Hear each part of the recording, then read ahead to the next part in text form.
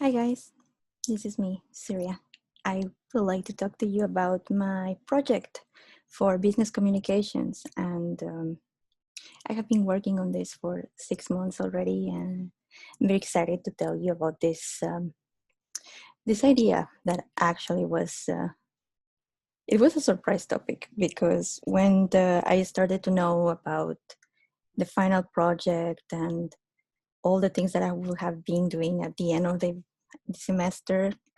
Everyone has like a lot of things to do at the end of the semester, so I decided to start looking for things in advance.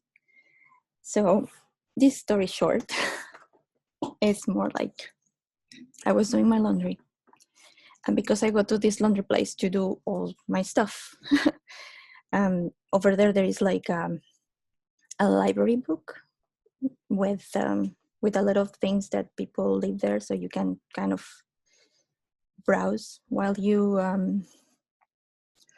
waiting for your laundry, basically.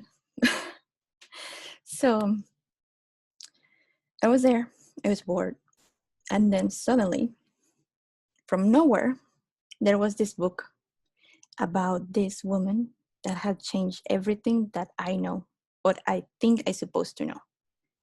I know, it came from nowhere, and I didn't know that I would learn so much that day that I was doing my laundry. But let's just start and let's show you how this changed my life. So after looking at that book, I was thinking about the issues that we have been facing lately, apart of obviously about the pandemic. I think it's been quite a year for changes, and changes have been done here in other countries, and this is why I decided to take this topic. As you can see, I'm going to talk today about inequality issues in Canada and how solving this problem will promote a better society.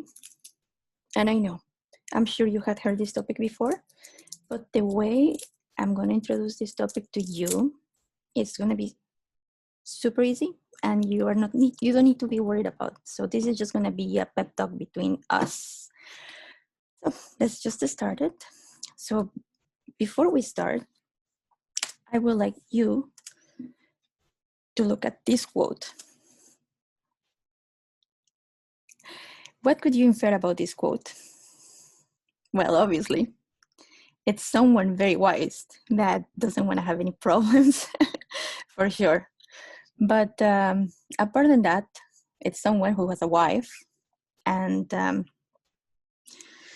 wife is advising him to open a little bit and go a little bit further from what things supposed to do. So like not super formal, like being more someone that with an active listening. So this is pretty much what I think that this is what it's all about. And I choose it because I think that probably they haven't been many wives or sisters or mothers that they don't have enough credit of what they have done. But let's continue. So who do you think would that be? Well, this is a very powerful man. Let me tell you that. And this is a man that has a very handsome kid. If you are still don't know what I'm talking about, let me just give you the name of this person. Yeah, that was the First Minister of Canada. And this is his quote. And over here in this quote, he's acknowledging that his wife had a lot of impact on the way he was looking at politics at that time. So I think that we should be aware that when we see mothers and wives, we just not don't see our partners. We see someone that can complement us and can show us how to be better. So in this slide, we are going to talk about the first minister's wife. So remember about the book that I was telling you? Here it is. This is the book that I found. And while I was looking at it, the first thing what I was thinking is like, I don't really know what to expect from this book because it's, you know, it's all Polish and she looks extremely pretty, and I will never imagine this kind of story that this book has. I couldn't even put it down. Like I had to finish it all because it was like way too much. Like I couldn't stop reading it. Like I don't want to be such a spoiler, but but thanks to her, we all have the Canada that we deserve in terms of with freedom. So basically says that she was an active person that wanted freedom for all those cannabis and marijuana users, because she thinks that we should have the freedom to decide what to do. So I think that was a great idea, and she never imagined how could her idea impact to this country. So the other thing that we can talk about this book, because I'm telling you, I don't want to spoil the whole story. I really recommend it. Like you should totally give it a try.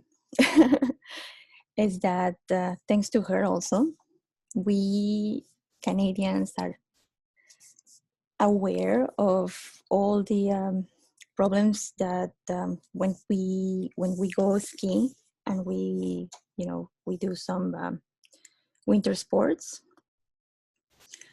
She has been active with safety of the Canadian Avalanche Foundation to keep us all safe. So she just not started the WIT policy.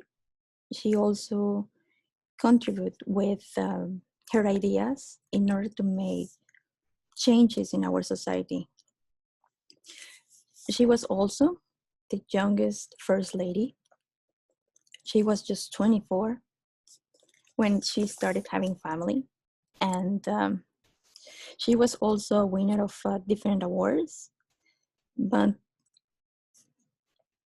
none of them could really explain everything that she's done for us. It's not this is just a little bit of everything she has done. So over here, well, there is her. She raised a wonderful first minister, and she was a full-time mom. She was a full-time wife. She was a nice partner. She was a first lady. She was also a wife and a mother-in-law. So she had many roles to fulfill her position, right? So I think that she never knew that she would be such an influential person in the two most powerful men in the past century. So could you even imagine that someone like her, or someone like your mom, your sister, your partner, is not able to gain the salary that they deserve? I know I know, like, not everyone knows or is aware about this issue that not just Canada, a lot of countries are facing. It's kind of unbelievable to know that there is a wage gap between women and men at this time that affect all of us. So what's the reality right now in Canada? If you could have a closer look in this screenshot, you will see that in 1998, the average gap between women and men was around $517, and right now is around $4. I know you will say that, but what's a coffee pocket money is gonna do for someone, right? But let me tell you something. It wouldn't be fair if you are doing your job every day and you are also being like an active member of a society, and you're also a mom, or you're also a sister, and you're not able to earn as what you're supposed to earn. It's something that it just not discourages you for you to fulfill your professional achievements. It's also like a barrier for for freedom and for human rights. So I'm going to tell you more about this issue. In order for us to address a better society, what we need to work on is on educate ourselves about this issue. And I know everyone has mentioned it before. The only way to have an equal society is through education. Malala has said it. A lot of important bloggers have said that as well. But this is not something that is just going to change it. Like, it's not that we are going to give opportunities to women to achieve their education or their degrees. This has to be with all of us. We need to be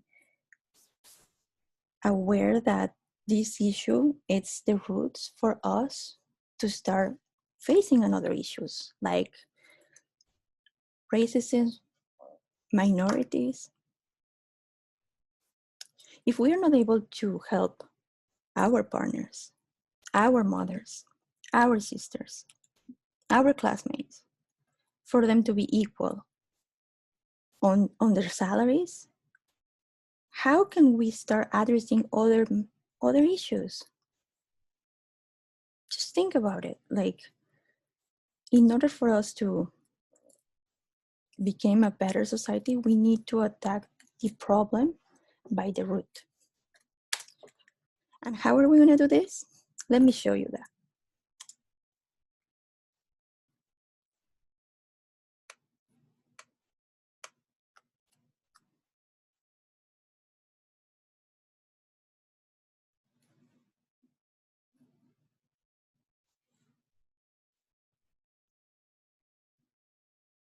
I am confident. I am ambitious. I'm resilient. I'm funny. I am creative. I am a woman. I'm an Inuk woman. I am a woman. I am a Nepali Canadian woman. And I'm a woman. There's this common misconception that, we don't need feminism because women have all the rights that they need. But what people don't realize is that a woman has to do double what a man has to do to get the same pay, if not just to get the same title without the same pay.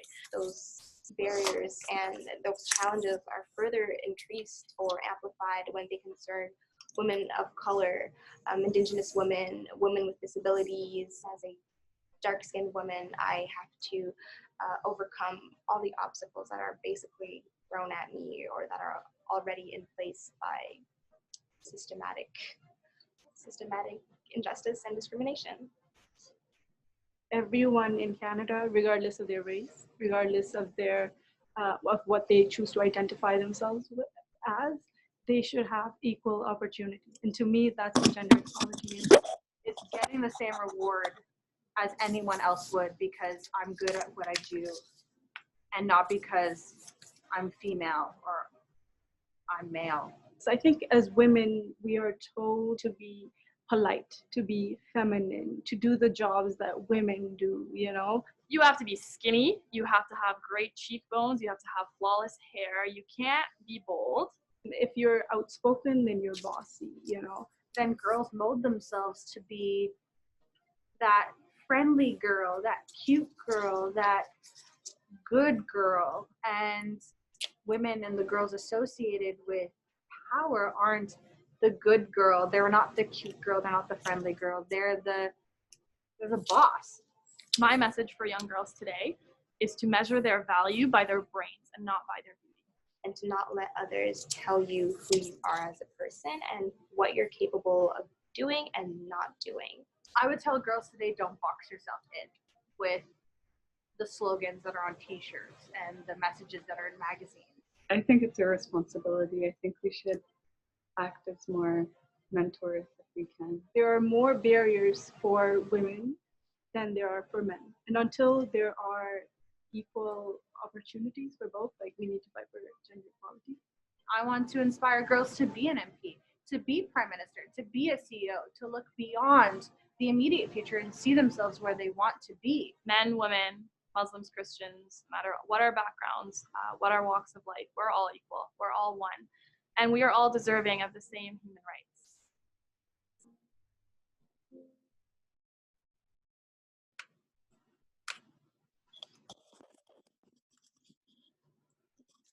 So, I hope you enjoyed the video. And let me just tell you exactly what is this problem costing you. As you can see over here, as a woman, we can imagine how difficult it is to be the primer money maker in the house. For sure, it must be very stressful for you that as a man, you have to be responsible for the main income. And how many men right now is working on jobs that they don't like, that they don't want, and when they were kids, they never dream of, just because their partners don't earn enough to pay all the bills in the house. So you as a man, imagine having the freedom to decide what you want to do. If your partner, your girlfriend, your wife, your mother, your sister is earning as much as a man, this means that the day that you want to quit your job, you can. The day that you want to go and travel, you can. The day that you want to go and start a YouTuber or a blogging, a video game contest, or anything that you want, you're going to feel free to do it because you're not going to be worrying about the income anymore. Imagine to have that freedom. Or imagine to just knowing that if for some reason you lose your job, there is someone who is backing you up. Wouldn't that be the perfect world? But if you wanna see numbers, this is the graph about the gender gap average income. For every dollar, a woman is earning 79 cents. And you'll see like, oh, what's a quarter? What's a quarter issue, right? What's $5? But if you add it up, in Canada, the gap is for 32 cents. If you do that, that means that a day you're losing $5. A week you're losing $65. A month, $260. And a year, $3,120 for someone that is earning around the minimum wage. Imagine how much money have you lost for you, for your kids, for your income, for your vacations, for the things that you want to pay. That's a lot of money. Who's taking all that money? Just think about it. And over here, we can see where Canada stands. If you have a closer look, we are not the first ones, neither the last ones, but we still have a big gap right there. And just for a funny fact, if you look at the ones that they have the smallest gap, if you search for those countries on the graph about how happy those countries are, they are the happiest. Well, because of course they are not stressed out about their incomes. They know that everyone is going to have enough money. So just check that out as well, if you have some time. Well, and as my conclusion, just not to make it so long about it, we as Canadians have proved this year that we are mighty enough to fight things that they are unknown. And why I'm saying that is because lately Forbes magazine has released this research about the countries that had been working the best at the pandemic times, and Canada is the best one in America. So right now we are in the spotlight. There are 23 countries in this continent that they're looking at us, that they want to be like us.